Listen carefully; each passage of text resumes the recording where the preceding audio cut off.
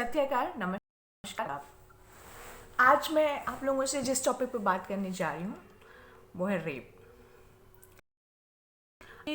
Spiritual awakening में rape का क्या लेना देना हो गया? रेप इतना इम्पोर्टेंट कैसे हो सकता है?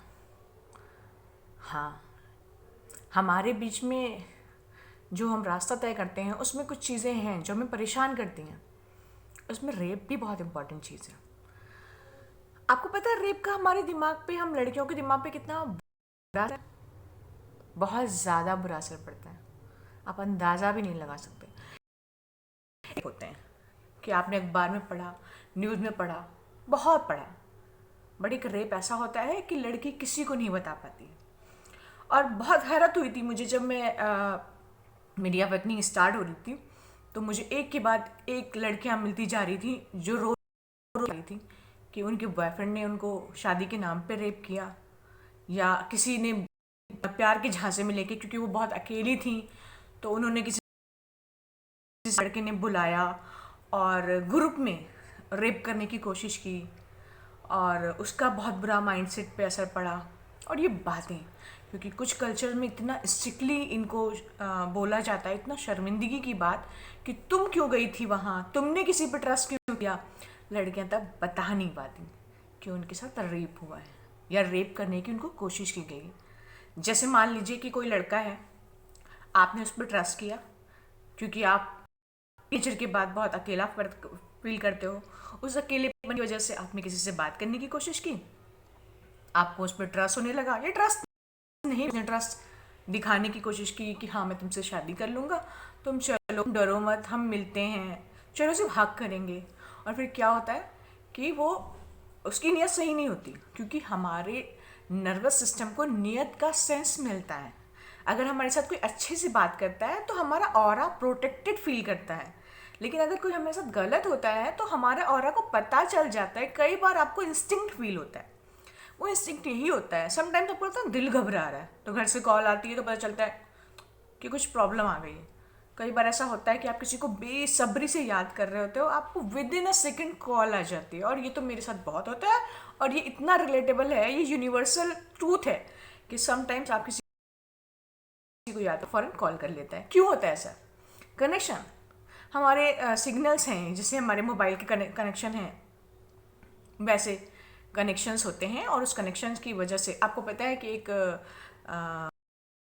टेलीपैथी, वो बिल्कुल सच है। अगर आप टेलीपैथी के थ्रू किसी और को कुछ बता सकते हो। मेरा यहाँ पे मकसद टेलीपैथी या माइंड्स कनेक्शन के बारे में बताने का मतलब सिर्फ ये है कि रेप का हमारे माइंडसेट पे बहुत बुरा असर पड़ता है। वो भी एक कनेक्शन है। जैसे किसी लड़के ने आपको चीट किया, ये बात आपने ना अपने घर पे बताई ना अपने दोस्तों को बताई। क्यों नहीं बताई? क्योंकि आपको लगेगा कि अगर मैं किसी को बताऊंगी तो वो आपको जज करेंगे। आप डर गए, आपने वो बात दिल में ली। आप बिल्कुल, आप दिल में छुपा लोगे, आपको लगेगा आप भूल जाओगे, लेकिन ये नर्वस सिस्टम जो है ना, ये कुछ नहीं भूलता। अगर आपने कभी मेडिटेशन किया है, कभी अपने आप को डीपली एनालाइज किया है, तो आपको ये जान के बहुत हैरत होगी कि हमारा नर्वस सिस्टम कुछ नहीं भूलता। मैंने जब मेडिटेशन स्टार्ट किया तो मैं हैरान रह गई कि मैं स्कूल के टाइम की चीज़ों को भी उतनी ही अच्छे से देख सकती हूँ जितनी कि मैं अभी रियल प्रेजेंट टाइम की चीज़ों को देख रही हूँ। मतलब अगर आप मेडिटेशन में जाओगे डीपली, तो जो भी हमारे स्कूल के टाइम के थे, पढ़ाना लिखाना, टीचर्स का मिलना, वॉट वो सारी चीज़ें, वो सब मेरी आंखों के सामने आ गई। तो मैंने इससे जाना कि हमारा नर्वस सिस्टम कुछ नहीं भूलता है। ये मैं अपना प्रैक्टिकली बता। तो अगर किसी के साथ रेप हुआ है, रेप करने की कोशिश की गई है, भी ऐसा हुआ है, वो लड़की किसी न किसी को ट्रस्ट करके किसी दोस्त को ये ज़रूर बताए। और अगर उसके पास कोई भी नहीं है, साइकियाट्रिस्ट के पास जाना, आप ज़रूर जाओ। क्यों नहीं है, आप ब्रेक लगा रहे हो अपनी लाइफ में, इसकी वजह से आपका nervous system break down feel करता है और आप अपनी लाइफ में आगे बढ़ने के बावजूद भी आगे नहीं बढ़ते हो। अगर आप मैरिड हो तो कहीं ना कहीं आपकी शादी में वो खुशी नहीं होगी, क्योंकि आपके अंदर नहीं निकल पा रहा है। और इस तरह की बहुत सारी चीज़ें हैं। तो साइकेट्रिस्ट के पास जाने का फ़ायदा ये होता है कि वो अगर आपको अच्छी दवाएं दे दें, और प्लीज़ ये एक वहम है कि आप दवाएं खाओगे नशा नशे की आदत, ऐसा कुछ नहीं होता। अच्छा डॉक्टर आपको बहुत अच्छे से ट्रीटमेंट देगा, और ये 5-6 महीने का कोर्स होता है। ये करना बहुत ज़रूरी है, क्योंकि हमारे नर्वस सिस्टम में हर चीज़ बैठी हुई है। उसको निकालने का तरीका ये है कि लोगों से बात करो, और दूसरा तरीका डॉक्टर को दिखाओ, ताकि हमारे जो हार्मोनल इश्यूज़ हैं जो उसकी वजह से हो गए हैं वो सब क्लियर हों। बहुत से लोगों को नींद का इशू है, उनको पता ही नहीं है, वो पूरी रात सोते हैं लेकिन उनकी नींद पूरी नहीं होती है। ये भी सिम्टम्स हैं कि आप इंटरनली कोई प्रॉब्लम में हो। अगर आप पूरी रात सो रहे हो और सुबह आप उठते हो और आपको लगता है कि आप थके हुए हो, तो एक तो आप विटामिन डी की कमी का चेकअप कराओ। और जो भी बॉडी में कमी होती है 25 से 30 साल की जो लड़कियों के का टाइम होता है, उसमें काफ़ी लोगों को ये प्रॉब्लम भी होती है कि वीकनेस बहुत हो रही है। तो उसकी वजह सबसे बड़ी विटामिन डी की कमी होती है। उसका ट्रीटमेंट कराना बहुत ज़रूरी है। अगर आप ये सब करा लेते हो पूरी बॉडी चेकअप और फिर भी कुछ नहीं निकलता है, तो फिर आप इंटरनली स्पिरिचुअली देखो कि क्या प्रॉब्लम है। क्या कोई बात आपके दिमाग में चल रही है? क्या आप शादी को लेके बहुत डरे हुए हो कि यार मैं शादी करूँगी तो मेरा ऐसा होगा, मेरे बॉयफ्रेंड ने तो मुझे चीट किया? इस तरह की साइकोलॉजी जो है उसको निकालना बहुत ज़रूरी है बाहर। तो स्पिरिचुअल अवेकनिंग में जो पहला स्टेप होता है वो दिल टूटना होता है, और दूसरा स्टेप ये होता है कि जब आप इस तरफ जाते हो तो जो जो चीज़ें जो जो होती हैं उनको बाहर निकालना ही निकालना होने के रास्ते पे होती है। तो वो किसी भी तरह की गंदगी को बर्दाश्त नहीं कर सकती। अगर कोई गंदा इंसान आपकी ज़िंदगी में आया है और उसकी यादें आपके दिमाग पर छाई हुई हैं, तो आपको वो सब निकालना पड़ेगा, वरना आपका रास्ता रुका रहेगा, ब्लॉकेज हो जाएगा आपके बॉडी में। आपका कोई चक्रा रिलीफ में नहीं आ पाएगा। हमारे जो 7 चक्र होते हैं, इसके बारे में मैं बाद में बात करूँगी, वो सारे चक्रास को रिलीज़ करना है। क्योंकि अगर आप ऐसे ही रहोगे तो आप वैसे ही रेपिस्ट टाइप के लोगों को अट्रैक्ट करोगे। तो प्लीज़ इस चीज़ का ध्यान रखें।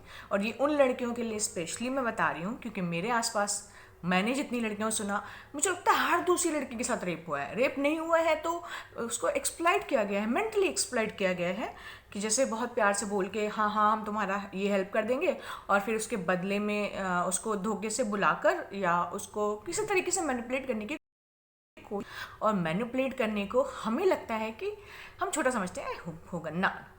ये माइंड बहुत तेज़ है। ये सब जो बैकग्राउंड में जब चलता है ना, परेशान हो ना, तो प्लीज़ सोचो कि क्यों परेशान हो, को क्यों सज़ा देगा। उसको कुछ बुरा लगा ना, सामने वाले की नीयत ठीक नहीं लगी, इंस्टिंक्ट कुछ फील हुआ, तो वो परेशान और आप परेशान हो जाते हैं। अक्सर हम लोग कहते हैं यार मुझे अच्छा फील नहीं हो रहा, तो लोग कहते हैं तुम कुछ ज़्यादा ही नाजुक हो, चिड़चिड़ी हो। नहीं, नाजुक और चिड़चिड़ी नहीं है, हमारा ऑरा डिटेक्ट करता है जगहों को। जैसे सेंसर होता है ना, सेंसर का इस्तेमाल किया जाता है अक्सर उन चीज़ों को चेक करने के लिए जो वहाँ पे जाते हैं, जैसे टेररिस्ट की जगह पे, ये सब चीज़ों के लिए। इस तरीके से यहाँ पे जो ये चीज़ें हैं ये बहुत मैटर करती है कि हमारे अंदर सिग्नल्स हैं, हम अपने सिग्नल्स का इस्तेमाल नहीं कर रहे हैं, और सब कुछ हमें इस्तेमाल करना चाहिए। और वो तभी होगा जब हम अपने अंदर के सारे ब्लॉकेज को ख़त्म कर देंगे। और ये एक बहुत बड़ा ब्लॉकेज है कि आपको कोई गलत नीयत से छुए, आपसे कोई गलत नीयत से बात करे, तो आप जब उस चीज़ को दबा लेते हो, किसी को नहीं बताते हो, और वो चीज़ आपके दिल में रह जाती है। अगर वो निकल गई है तो बहुत अच्छी बात है, लेकिन अगर वो रह गई है, जैसे कि जितनी लड़कियों से मैंने बात की, तो वो रो रही हैं, वो उनके अंदर नफरत भरी हुई है, तो वो जो गंदगी उस लड़के के थ्रू उनके ऑरा में आई है, उसको निकालना बहुत ज़रूरी है अगर आपको प्योर होना है। अगर आप चाहते हो कि आपकी लाइफ आगे आसान हो जाए, तो आपको अपने अंदर की गंदगी, बर्तन को जैसे मांजते हैं ना, वैसे अपने अंदर की सारी नेगेटिविटी, किसी के लिए नफरत, किसी के लिए गुस्सा, ये सब निकालना पड़ेगा। इसके अलावा इसका कोई बेहतर इलाज नहीं है।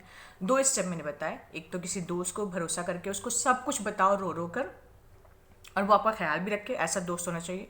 दूसरा ये कि डॉक्टर को दिखाओ, और साइकेट्रिस्ट को दिखाना इसलिए ज़रूरी है क्योंकि वो ट्रीटमेंट के साथ आपकी मेंटल हेल्थ को अच्छा करेंगे। आपको पता भी नहीं चलेगा, 4 महीने में, विदिन 4 महीने में आपके अंदर की सारी निगेटिविटी बाहर निकल आएगी। तो ये 2 स्टेप, इसके बाद मेडिटेशन। लेकिन इसके लिए 2 स्टेप भी ज़रूरी हैं, किसी को बताना और दवा लेना। इसको इतना छोटा मत समझिए। तो ये शायद लड़कियों की बात थी, लेकिन लड़कों पे भी लागू होता है, क्योंकि लड़के भी हैरेस होते हैं, लड़कों के साथ भी बहुत कुछ गलत होता है, और सबसे बड़ा हरेसमेंट तो लड़कों के साथ इस तरह का होता है कि इमोशनली उनको बहुत ब्लैकमेल किया जाता है। ये सब बातें उनके दिमाग में बैठ जाती हैं, निकलती नहीं हैं, उनको पता नहीं चलता, लेकिन वो सब उनकी बातों से अगर आप उनको जानोगे तो किस तरह के बंधन में बंधे, इमोशनली ब्लैकमेल हैं। कहीं कोई पेरेंट्स उनको बहुत ब्लैकमेल कर रहे हैं, कभी उनकी वाइफ बहुत उनको ब्लैकमेल कर रही है, या समटाइम्स वो करना कुछ और चाहते हैं लेकिन उनको समाज बहुत बांध के रख रहा है, तो अंदर उनके अंदर घुटन पैदा हो जाती है। वो घुटन ही क्या है? घुटन ही तो है जो नर्वस सिस्टम इसको एक्सेप्ट नहीं कर रहा है, आप समाज के खातिर उसको एक्सेप्ट करवाना चाह रहे हो। तो ये सारा रीज़न है, आप समझिए और स्पिरिचुअल अवेकनिंग की तरफ आइए, क्योंकि उसके अलावा कोई रास्ता नहीं है जो आपको ठीक कर पाए।